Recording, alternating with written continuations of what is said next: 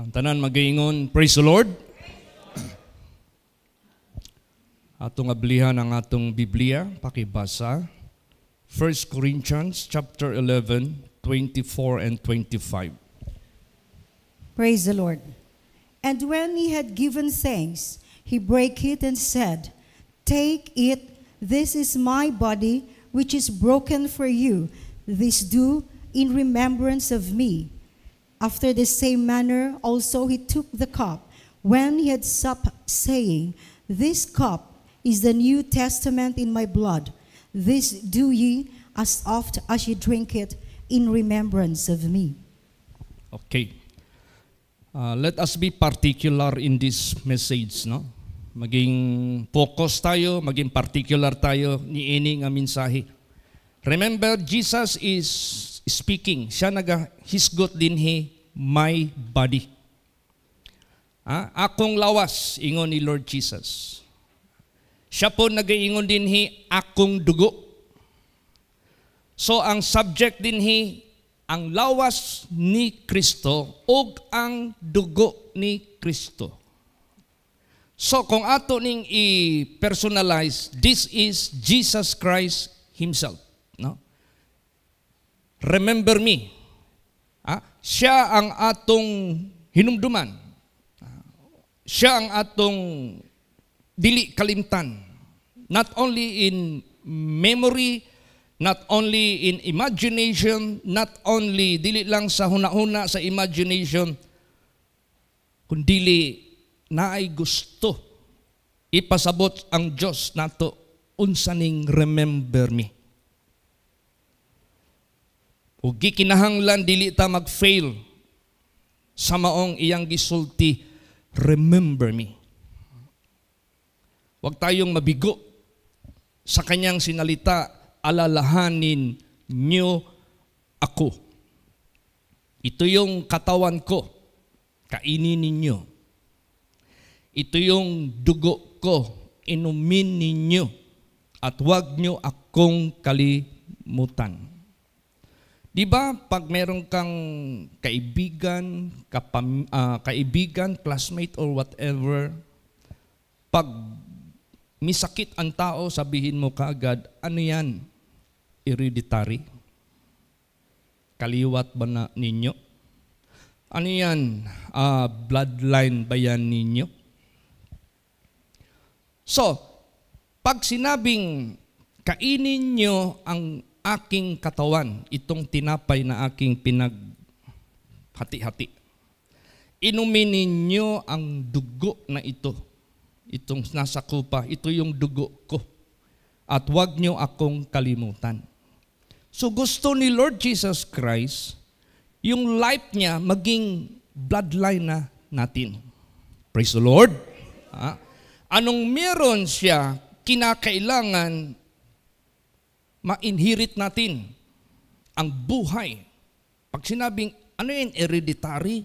Pag sabing, ay yung sakit mo, cancer, may kaliwat ka bang cancer? Ay, ang akong papagmama namatay sa cancer. Ang akong lolog-lola namatay sa cancer. Kay kaning akong naangkon nga sakit, hereditary. Or bloodline na namo ni. Now, itong kining ginasulti ni Lord Jesus Christ din, gusto niya nga mahimo tang mo inherit, nga mahimo tang ka-bloodline niya, na hindi na mawala si Kristo sa buhay natin. Kaya nga, remember me. Praise the Lord. Yun ang gusto ng Diyos sa atin lahat.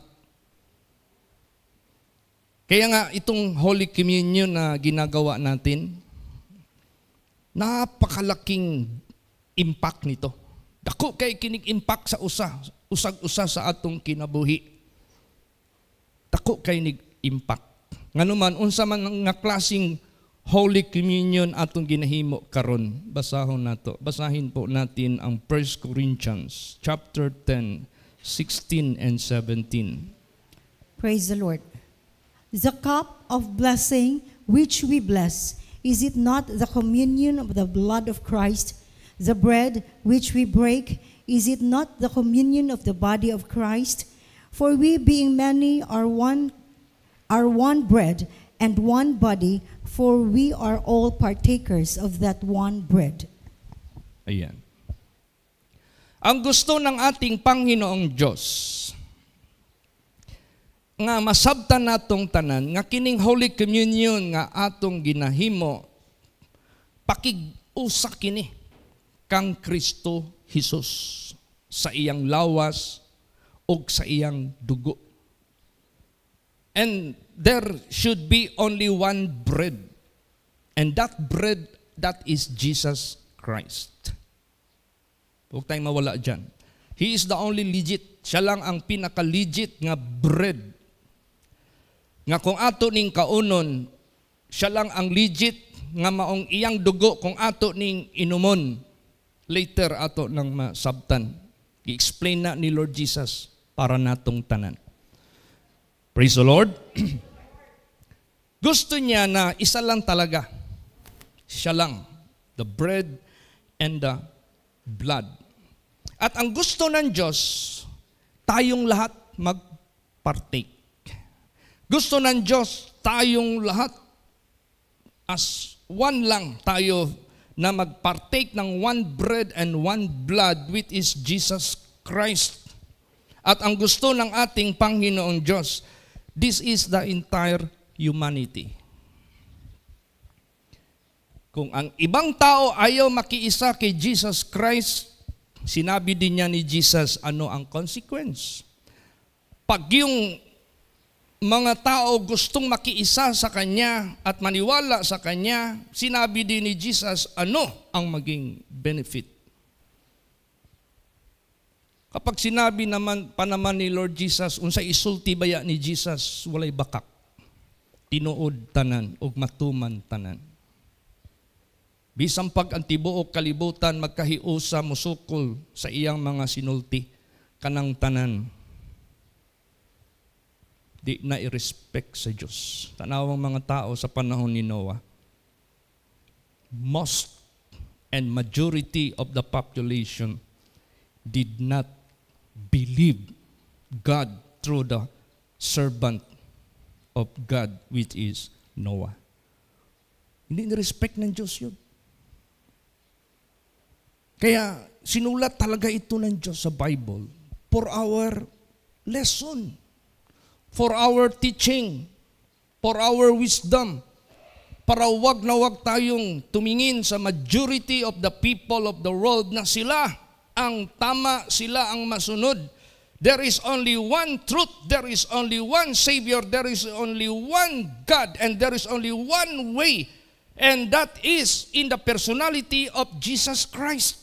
At gusto ng ating Panginoong Kristo, gusto niya nga tanan tao sa kalibutan, there must be only one bread, there must be only one body, one blood. The tanang tao must unite and partake and eat that flesh and blood of our Lord Jesus. Gusto niya ipasabot sa tanan. Isa lang yun. Wala na ilain. O gusto niya ang tanang tao mo partake ni ana as one body. So, muna'y atong hinumduman. Gi-explain na ni Lord Jesus atong basahon. How He explained it to all people of the world. John 6:53 hanggang 58. Praise the Lord. Then Jesus said unto them, Verily, verily, I say unto you, except ye eat the flesh of the Son of Man, and drink his blood, ye have no life in you. Whoso eateth my flesh, and drinketh my blood, hath eternal life, and I will raise him up at the last day. For my flesh is meat indeed, and my blood is drink indeed. He that eateth my flesh, and drinketh my blood, dwelleth in me, and I in him. As the living Father had sent me, and I live by the Father, so he that eateth me, even he shall live by me. This is that bread which came down from heaven, not as your fathers did eat manna, and are dead. He that eateth of this bread shall live forever. Wala ka nang hanapin pa na explanation. Lahat binitawan na ni Jesus Christ.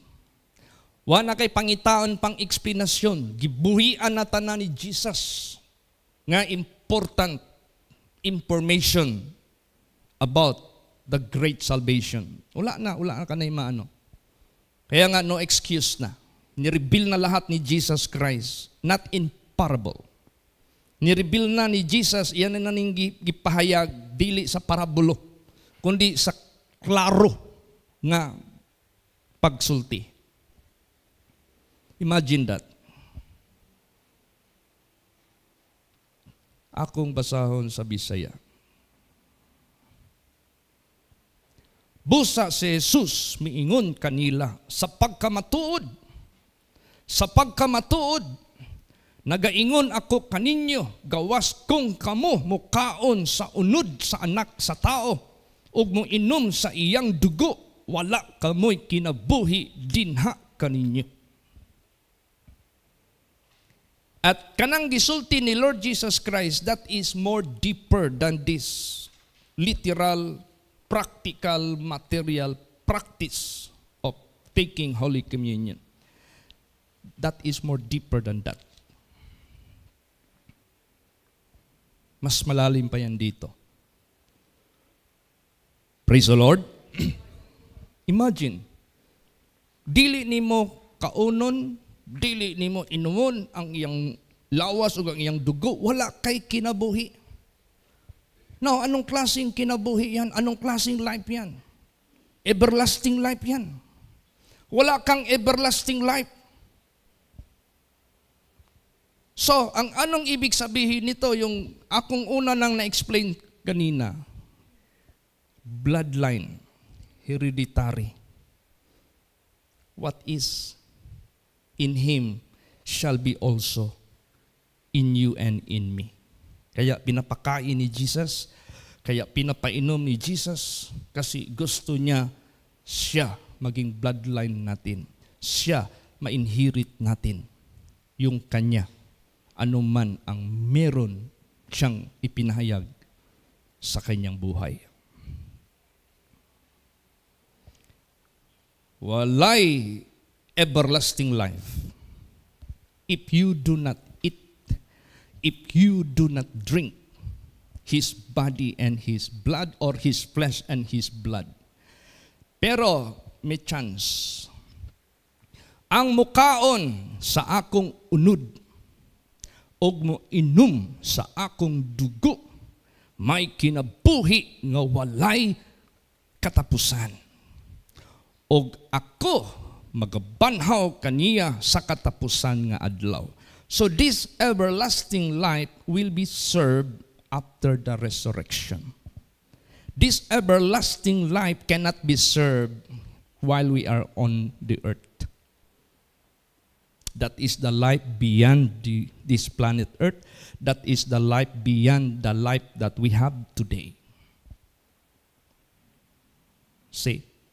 And remember, this is eternal. This is forever. The things that are not seen are eternal. Remember, the things that can be touched and can be seen is temporal. So this is much important message para sa atin lahat. Praise the Lord.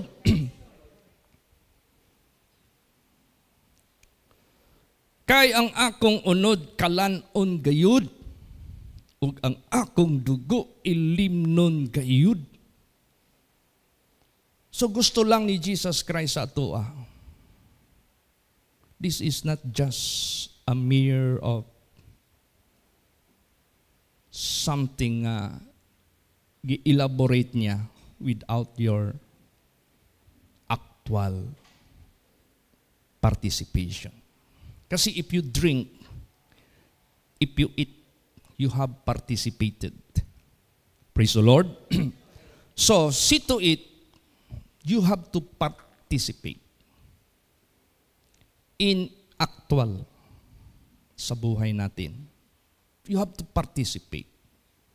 You can never just a hearer, an observer, just a beholder, just a admirer, just a so-called, you may be saying na, I believe but without participation, that is not about. Hindi yan. Kinaklaro yun ni Jesus kanato. You have to eat, you have to drink, you have to participate. You must be partaker of His blood and of His flesh. Ngayon, maintindihan natin yan, ang lalim yan. Next verse. Ingon nga ang buhi nga amahan. He is referring to God in heaven. Nagpadala kanako.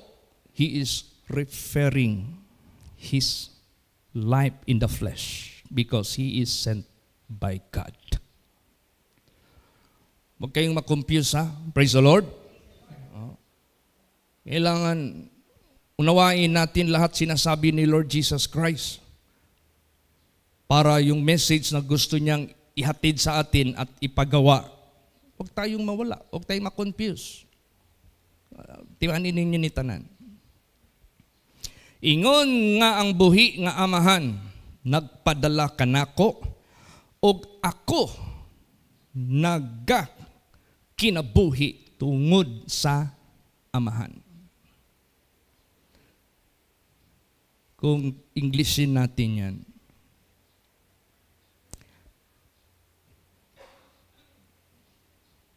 As the living Father hath sent me, and I live by the Father. I live by the Father. Ibig sabihin yan, He is not doing anything, but it is by the Father. He is not doing His own way. He is not doing His own will. He is not doing His own plan, but He is doing all things and living by the Father. Praise the Lord. By the Father. By God. Ngayon, pumunta tayo kay Jesus at sa atin. Ito na. So he that eateth me, kisa man mukaon ako, even he shall live by me. So, kita nga nag-inom og nagkaon sa iyang unod og sa iyang dugo, mabuhi ta by Jesus Christ. Ibig sabihin yan, mabuhi ta by Jesus Christ. We are no longer living by our own selves. Di na ta mabuhi sa atong sarili. Mabuhi na ta by Him. So pag mabuhi ka by Him, mamuhay ka by Him, ibig sabihin yan, lahat ng gawain mo, isip mo, buhay mo, mas under His will, under His way, under His righteousness, under His everything. Ano mang pinakita ni Jesus sa buhay na ito. Kasi yung buhay ni Jesus, link yan sa Diyos. Praise the Lord. Diyos, hindi naman niya siya pwede magpunta dito, patay tayo lahat. Gumawa siya ng paraan, He turned to a human, that is Jesus Christ.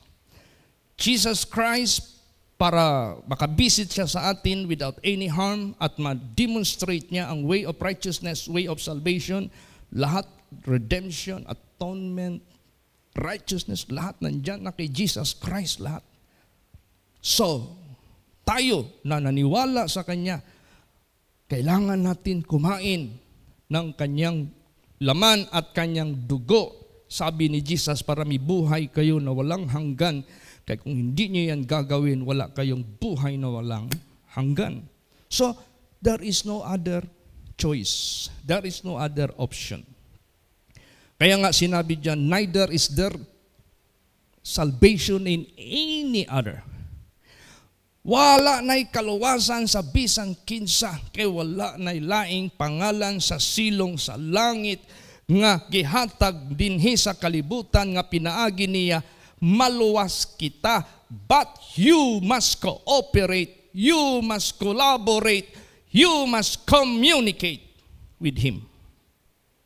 Praise the Lord.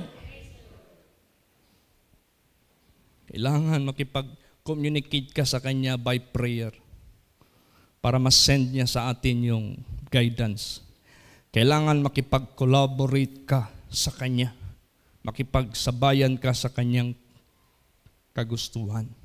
Kailangan makipag-cooperate ka sa Kanya. Ano yung Kanyang gustong tinuturo sa atin na ehemplo? Sumali ka. So yan ang ibig sabihin. That is the bread which came down from heaven. He is referring to His own self. Not as your fathers did eat manna and are dead, because that is just literal and material. He that eateth of this bread shall live forever. So, He is our eternal life. Siya ang atong kinabuhing dayon. Gikinahanglan kauno nato, gikinahanglan inumo nato ang iyang dugo, kauno ng iyahang unod. Meaning to say, dapat na natay bloodline nata ni Jesus. Mainhirit na nato ang holiness, mainhirit na nato ang purpose, mainhirit na nato ang tanan nga objective sa Dios. Kailangan mo daloy na sa atong kinabuhi. Yan ang malalim na remember me. Praise the Lord. It is not just kanang mag-memorize kag bersikulo nga mao ni gisulti ni Jesus. It is not just na mag-tell ka og story nga mao ni nahitabo. No. Actual ni. This is an actual of having the life of Jesus sa buhay natin. So, na-explain ito ni Paul para sa karagdagan nating understanding about application for this. Basa, Galatians 2:20. Praise the Lord. I am crucified with Christ. Nevertheless I live, yet not I, but Christ liveth in me. And the life which I now live in the flesh, I live by the faith of the Son of God, who loved me and gave Himself for me. See? You must pass through death. Kailangan mamatay ka muna. Not necessarily physically, but mamatay ka muna sa iyong marumi, makasalanan, nag-alinlangan, disobedient, lahat ng belong to yourself na influenced by sin of Adam and Eve. Lahat ng belong to yourself influence na na-inherit natin sa ating mga magulang. That must be put to death. Dapat patayin lahat yan. Kaya nung nagbaptism kami, nag-Bible study tayo dito. Baptism is putting your sinful life into death by burying it. Baptism is having a new life in Christ Jesus as what Jesus has, resurrection. Bagong buhay na. So pinapatay ng Diyos yung ating influensyado na buhay kay Adam and Eve, influensyado na buhay sa marumi at makasalanan sa mundong ito. That must be put to death. And after that, ano ang magiging transition? Ano ang magiging transformation? Ano ang magiging conversion? After na napatay na yung sinful nature sa buhay natin. Paano patayin yan, Pastor Chit? Alam mo paano patayin yan? By erasing all those sins. I-erase. Paano ma-erase yan? Acknowledge your sin and repent. Habang hindi ka mag-acknowledge sa kasalanan mo, habang hindi ka mag-repent, there is no forgiveness of it. There is no erasure. Walang pagbubura niyan. Yan yung nangyari sa mga unrepentant heart people in the Old Testament as well in the New Testament. Mga pusong hindi mapagsisisi, mga pusong ayaw magpapakumbaba. Hindi sila naligtas. Makikita yan sila lahat sa impyerno. Makikita yan sila doon sa second death, sa kapahamakan. So, para mapatay na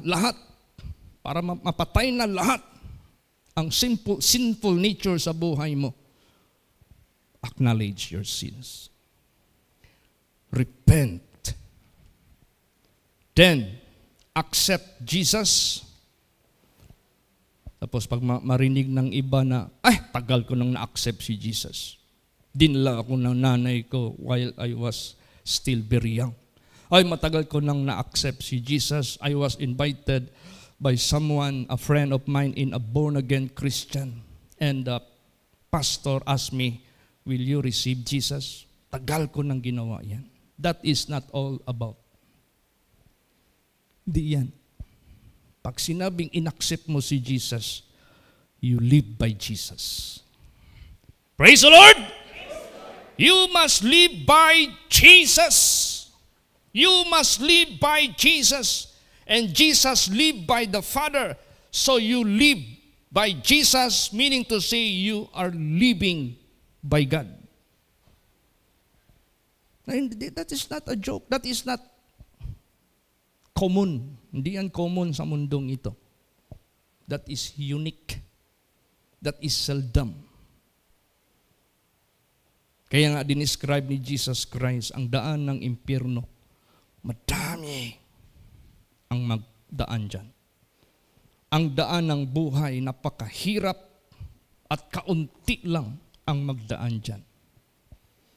Bakit? Mahirap kasi para sa isang tao na sagasaan mo yung sarili mong gusto. Sarili mong nasanayan, sarili mo ng kinaliligayahan, na akala mo.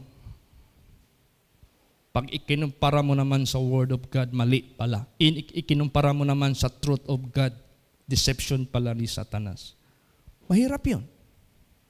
Naibaba mo yung ego mo. Mahirap yun na ibaba mo yung will mo. Mahirap yun. Sabihin ko po sa inyo. Kaya nga ang hinahanap ng Diyos dito sa mundo na makasakay, makasabot sa iyahang pagluwas sa tao, meek and lowly. Yung walang ipagmamayabang sa sarili. Yung walang ipagmamalaki sa sarili. Yung walang salig sa kaugalingon. Yung walang paningin sa sarili na siya ay maging busing pa. Ang meek ang hinahanap ng Diyos. That is an absolute and total submissiveness to God, to the Heavenly Father, by Jesus Christ. Dinaan niya kay Jesus para lang makarating sa tao ang Diyos. Kaya nga, Emmanuel, God is with us. Praise the Lord! So, hindi lang dinala ni Jesus dito ang Diyos, but we have to live by Him. Yun ang pinaka-ano dyan eh. Yan yung dinescribe ni Jesus, kung hindi ninyo kainin at inumin ang katawan ko at dugo ko, wala kayong buhay. Kung ating isimplify, except you live by me, you have no life everlasting. Importante ito, mahalaga ito. Wala pa namang ibang number one kontrabida sa pamumuhay by Christ. Yung sarili natin. Kaya nga wala nang ibang tinuro si Pablo, sarili niya. I am crucified with Christ. Nevertheless, I live because God gave me a chance to live by Him. Because God gave me chance to live by God. Because God gave me chance to live by Him. But the life which I have crucified with Christ, it is the sinful manner, it is the simple living na impluensya ng aking mga magulang na si Eva at si Adam. Yan ang pasabot ni Jesus sa ato. Ganun. Exactly. Yet not I. Hindi na ikaw ang bida. Hindi na ikaw ang magaling. Hindi na tayo. But now, the life which I now live, present. Now, the life which I now live, current, which I now live in the flesh, present, I live by the faith of the Son of God, who loved me and gave himself for me.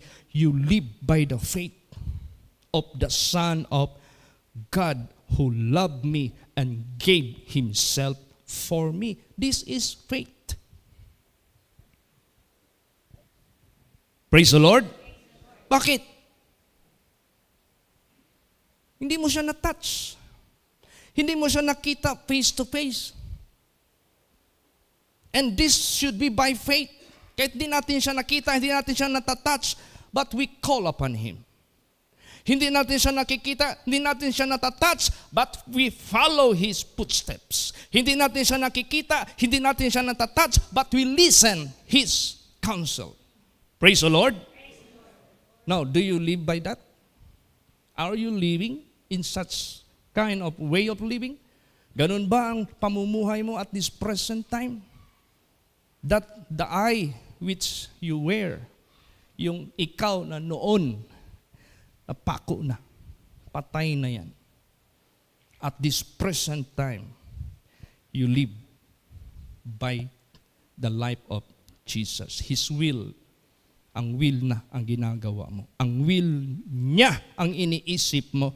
Ang will niya ang concern mo. Ang will niya ang kinabubuhay mo. Ang will niya ang the rest of your life. Ang will niya ang iyong tinatangkilik sa buhay. And the result, you have everlasting life. I will resurrect you and let you inherit everlasting life. So that is all about, except you eat, except you drink my body and my blood, you have no life everlasting. How to do it? Live by Him. Be a bloodline to Jesus or with Jesus. Inherit the manner of Jesus. Inherit the will of Jesus. Inherit the righteousness of Jesus. Inherit everything which He lived, because He lived by the Father. Praise the Lord. Pasa yan eh. That is how God is so bright. That is how God is so wise. He knows what to do to reach us. He knows what to do to visit us. He knows what to do para tagaan tanya o tsansa nga maluwas pa ta. And that is the only way maluwas ta. There is no other way. Jesus said, except you do this, you have no life. Praise the Lord. Klaro na kayo na.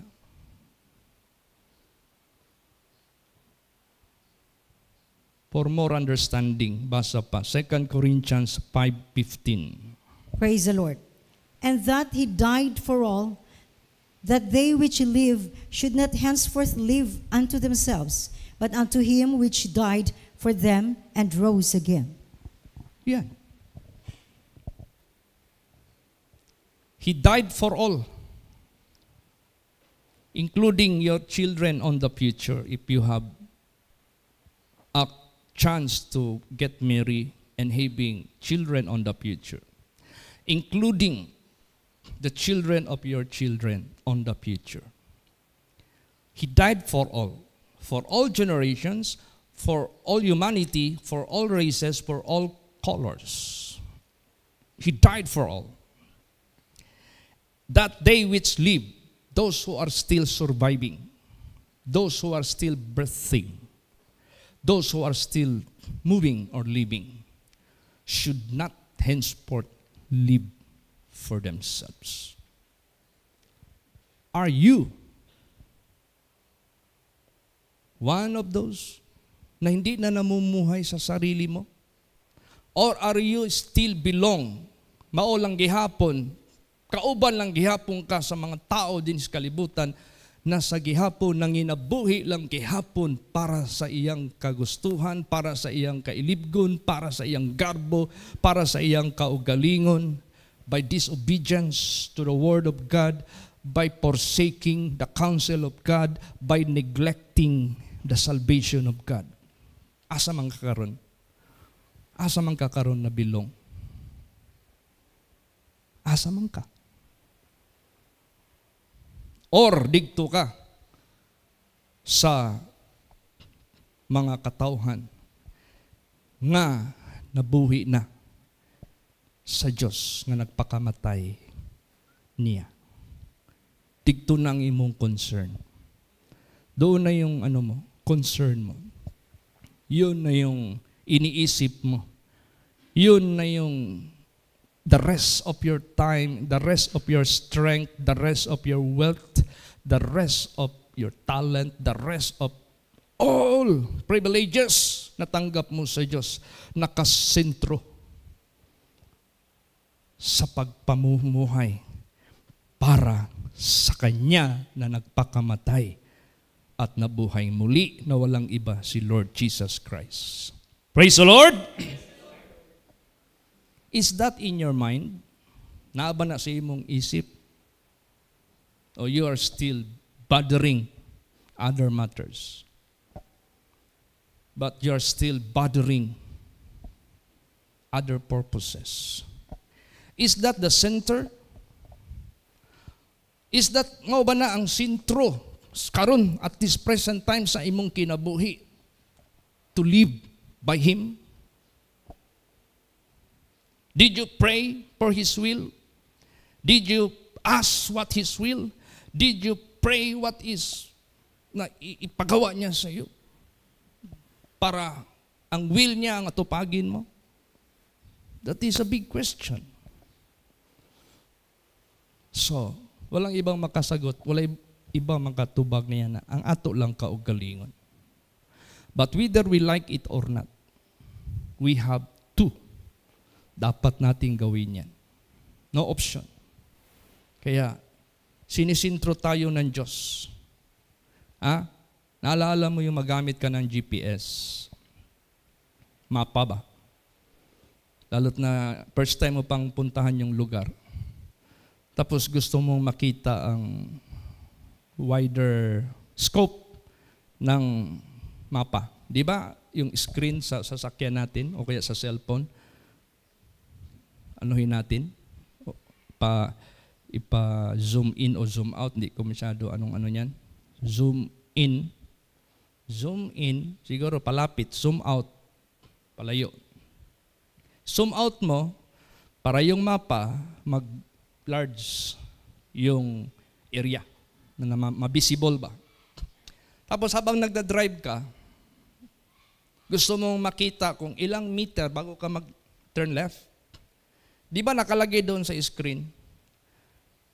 Recenter. Anong recenter? Pag pinindot mo yung recenter, magbalik yung mapa at direction in a very close and very detailed and very clear direction. Nandoon naka-indicate lahat. Ilang meters away, before turning to the left or to the right. Nandiyan na lahat. So ngayon, itong message ngayon sa atin, God is doing to our lives recenter. Praise the Lord. Gusto niyang ibalik yung setup ng ating isip, ng ating puso, ng ating spirituality, sintro sa iyahang kabubuton. That we must live by Him. Praise the Lord. Timanin ninyo na. Sulayin ninyo na. Di kay sulaya. Buhatag yun na. Makita ninyo. Unsa. Ang gahom sa Diyos maglihok sa imong kinabuhi. Extraordinarily, sabihin ko po sa inyo. There is no highest, there is no such greatest matter of everything but God. So, if you attach your life, if you live by Him and through Him, sabihin ko po sa inyo, super extraordinary. You must be proud of it to God. You must treasure it.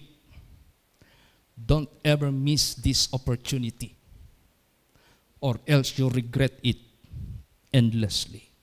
Magmahay ka, ngaway katapusan. Gawas magmahay ka, walay katapusan. Magmahay ka, nyawa na'y solusyon.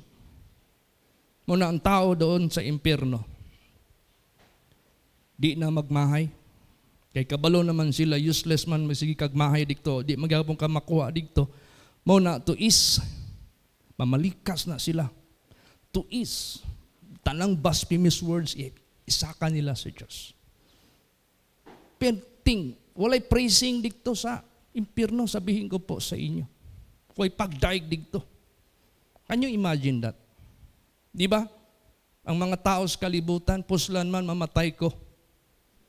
Nabla na lang ko. Di na ka makahuna-huna o ikaayo kay kabalo ka, wala na eh. And that is what the Bible is being described, what is in hell. You know, gnashing of teeth, that is out of pain, anger.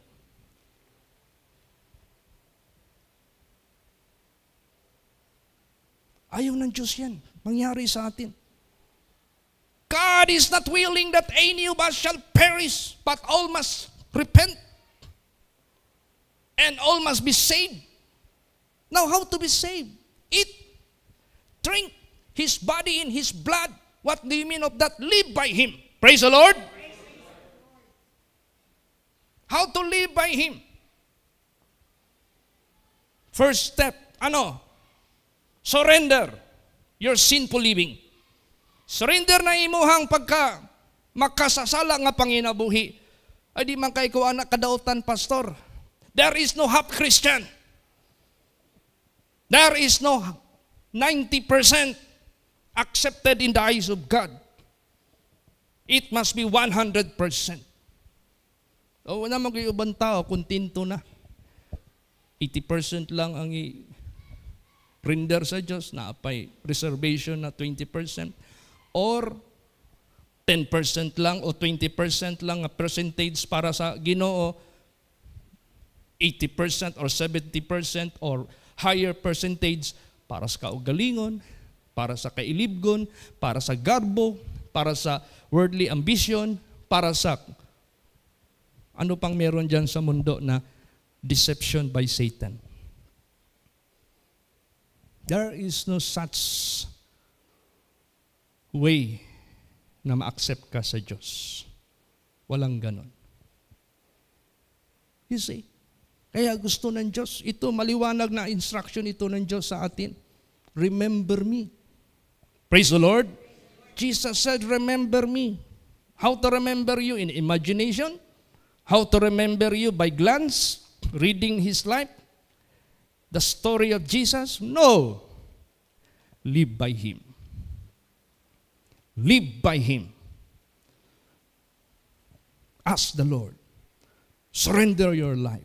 Surrender 100% of your life. And ask God, Lord, I will live for you. The rest of my time, the rest of my days. My wealth, my body, my time, I offer it unto you. I will live by you. Sabihin ko po sa inyo, you will never regret. Kaya doon sa langit, puro pagpuri doon. Hallelujah! Praise God! Praise the Lord! Thank you, Jesus! for all the grace, for all the blessings, for all the privilege, for all eternal blessings. Puro pagpuri doon, puro pagpuri. Hindi mo maubos because you cannot imagine how God spare you from eternal agony. How God brought you to eternal glory. Walang hintong pagpuri.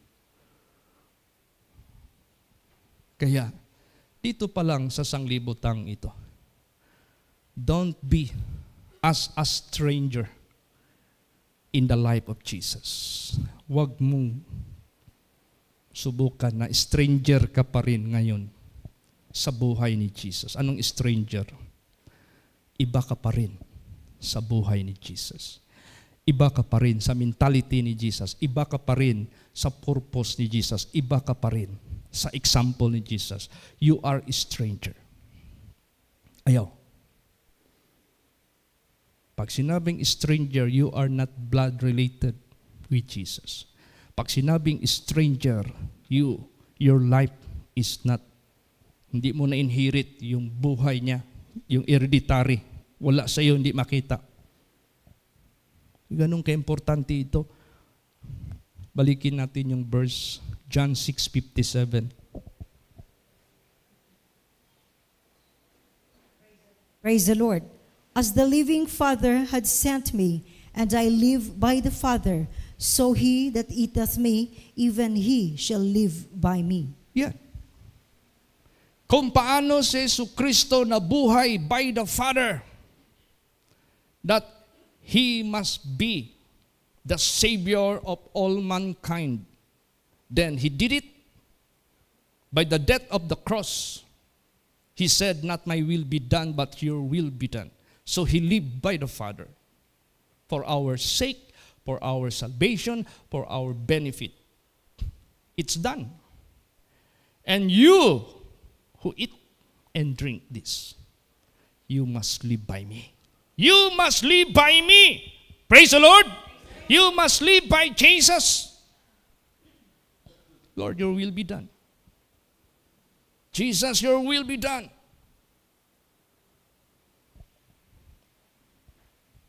Nandiyan ka sa center of His will. When we will do this, and how long we shall do this, unsa, kanus anato ni himuon, pastor, kanus anato ni buhaton, pastor. Basahon nato. 1 Peter 4:1. 2. Praise 1 the Peter Lord. 4:2. That he no longer should live the rest of his time in the flesh to the lust of men, but to the will of God. Yan.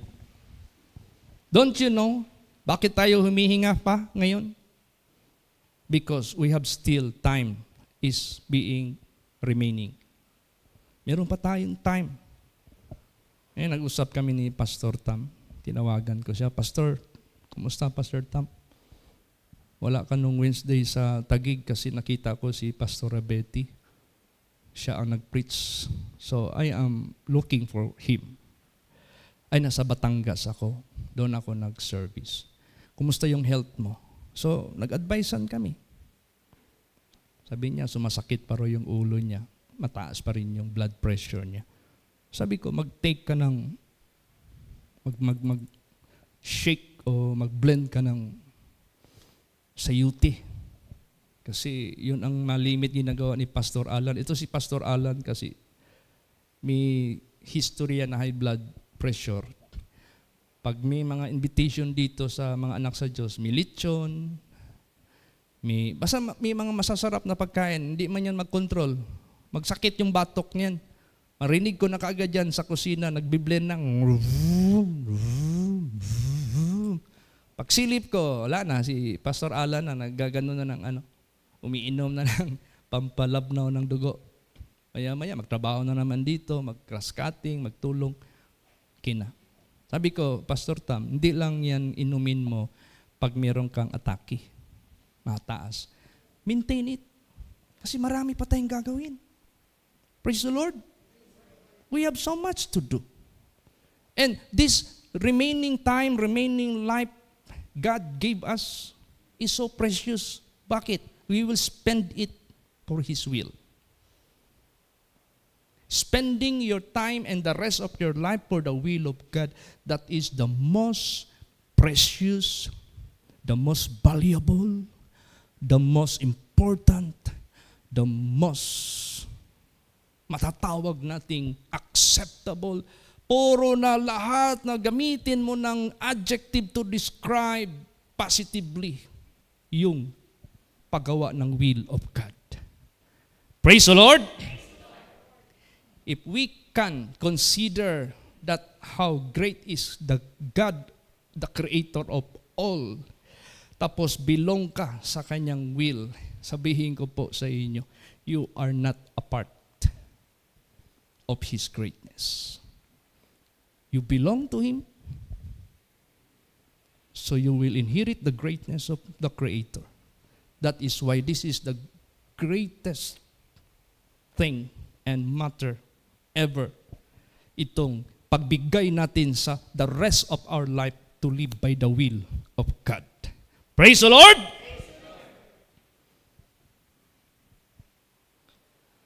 So ano na gagawin natin? Kasi nire-recenter na tayo ni Jesus Christ. Nire-recenter na tayo. Yung bang gusto niya na maging close tayo, tapos clear yung ating paglakad na direksyon na kung ano man yung will niya, nakukuha natin, nagiget natin until we reach the final destination. So, be focused. How? Set aside and move away all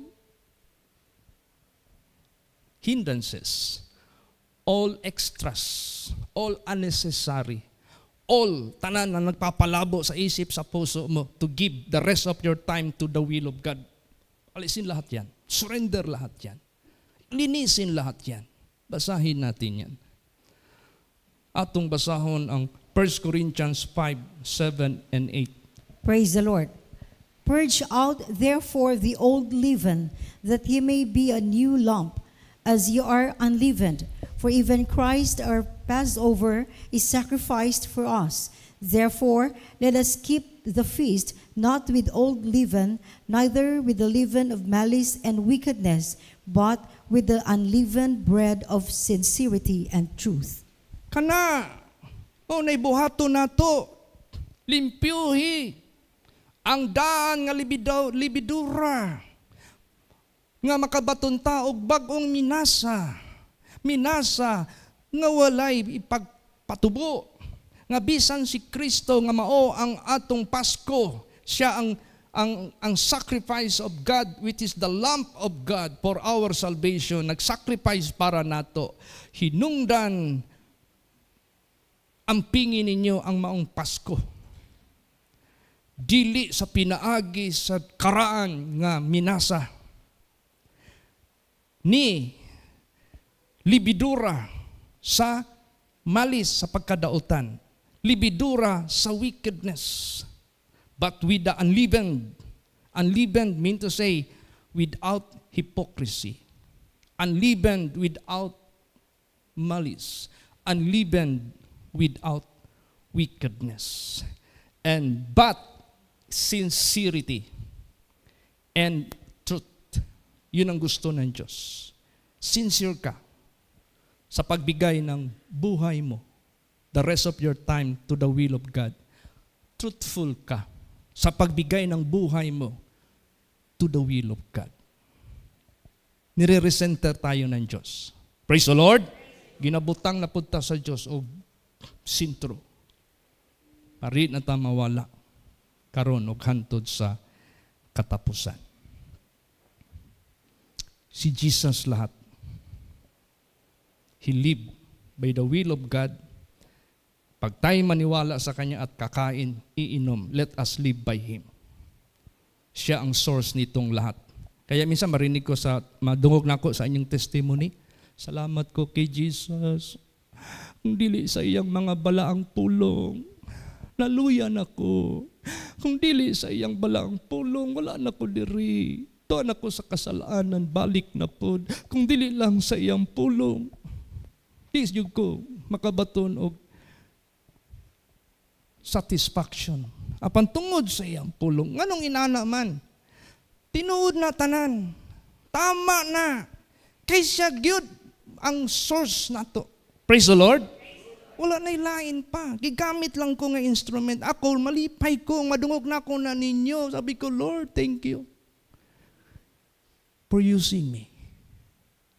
For your glory and for your honor. Use me more and more. I want to abound in your works. I want to abound for your glory. I want to abound for your purpose. Lipay ko. Ngawa mo nagdaig na ko. Nga ang pulong sa Diyos. Nga mao si Jesus Christ. O ako, kabalo mampug ko. Ngawa man ako tumalitok kung wala ako na giampo. Kay kung ako lang, wala man ko'y malitok. So, who is the center? Who is the source of everything? Basahin natin. Exodus 12:14. This is the background of the Old Testament. Praise the Lord. And this day shall be unto you for a memorial, and you shall keep it a feast to the Lord throughout your generations. You shall keep it a feast. Sorry. 1 Corinthians pala muna. 1 Corinthians 3:4. Praise the Lord. And did all eat the same spiritual meat, and did all drink the same spiritual drink, for they drank of that spiritual rock that followed them, and that rock was Christ. Yan. Naalala ninyo, nasa wilderness sila, walang katubig-tubig, but by that rock, doon lumabas yung tubig. And that is the reason why they survived 40 years. Makasurvive ka? Sa buhay natin, ano bang lifespan natin? Makasurvive kaya tayo sa kaligtasan? Hindi, without the rock. Who is that rock? Jesus. So yung testimonies ninyo, pasalamat ako dahil sa Word of God I am being comforted, sustained, and maintained sa aking faith, sa aking righteousness, sa aking holiness, sa pamumuhay, sa will of God. That's right. Because Jesus is the source of that water. Jesus is the source of the Word of God that we need to survive. Praise the Lord. Siya ang source ng Word na kailangan natin para makalahutay ta until the end. Now, anong sinabi ni Lord Jesus? O even in the Old Testament, itong pag-practice nila ng Passover. You know, this is Passover. This is exactly the Passover which the Old Testament did have done. Yung nagawa nila sa Old Testament na Passover. This is our Passover. Jesus Christ is our Passover. Anong inutos ng Diyos na Passover na ito? Did we stop this? Did we halt? Hihinto ba tayo nito? Anong utos ng Diyos? Basahin natin. Exodus 12:14. Praise the Lord. And this day shall be unto you for a memorial, and you shall keep it a feast to the Lord throughout your generations. You shall keep it a feast by an ordinance forever. Yan. Sa araw na ito, maging alaala ito, at ito'y ingatan ninyo katulad sa isang feast to the Lord throughout your generation. Ye shall keep it a feast by an ordinance forever. This will never stop. That is why Jesus, before He was betrayed, Passover yung practice nila doon sa upper room. That was the Passover. That was the feast of the Passover. O ngayon sa buhay natin, di nato ni hunungon. Kay ordinance na ni sa Diyos forever. Habang nandito tayo sa mundo. And time will come, we will be doing. I don't know what will be the scenario up there. Praise the Lord. Ordinance yan. Tapos, Pastor Chit, narabay na offend nga wa nimo gipapartake og Holy Communion kay dili siya baptized sa holy place. Na-offend siya. Ngayon, sino sundin natin? Yung tao na piniprevent natin na may damage mangyari sa kanya? As what the Bible is saying? Sinong sundin natin? O ang Diyos who gave this ordinance? Meron ba sa Bible na pinagbabawal yan? Yes, meron po. Hindi ka pa baptized. Hindi ka pa, kahit nga baptized, you are not entitled to partake if you feel unworthy. You have to clear first everything. Praise the Lord. Clear. Basahin natin kung meron bang mando sa Diyos. Basa. Bawal ang mga dili angayan. Sige. Exodus 12:43. Praise the Lord. And the Lord said unto Moses and Aaron, This is the ordinance of the Passover. There shall no stranger eat thereof. Bawal ang stranger. Anong stranger? What is the definition of stranger? You do not belong to that group. You are not the same with that group. You are uncommon with that group. You are different with that group. So you're a stranger. Oh. Kaya bawal yung unbaptized. Kasi marami pa silang practices sa labas which is uncommon to us. Hindi pareho sa practice natin. And what we are practicing, the life of Jesus. Praise the Lord. Ang buhay ni Jesus. Hindi ito basta-basta. So that is why I am encouraging those who are not yet baptized. Mag-decide kayo and tell me so that we can make the schedule of baptism. Nung last pinaka-recent na baptism, 3. Si Sister Reza, the wife of Brother Carl, Brother Hermogenes, the husband of Sister Juby, and the son of Brother Binji, which is Kinji. 3 sila. So they're entitled to partake the Holy Communion. Praise the Lord. Bawal ang stranger. Eh anong chance ng stranger para makapartake? Is there any chance? Yes. Kung dati you were forbidden to partake the communion because you are yet not baptized. But nagkaroon kayo ng chance na makapartake. Meron ba yan sa Bible? Yes, meron. Yung mga stranger na hindi makapartake sa Passover, binigyan ba sila ng opportunity, chance, na maging makasama sila na hindi na sila stranger? Yes. And how? Basa. Last verse. Exodus 12:48.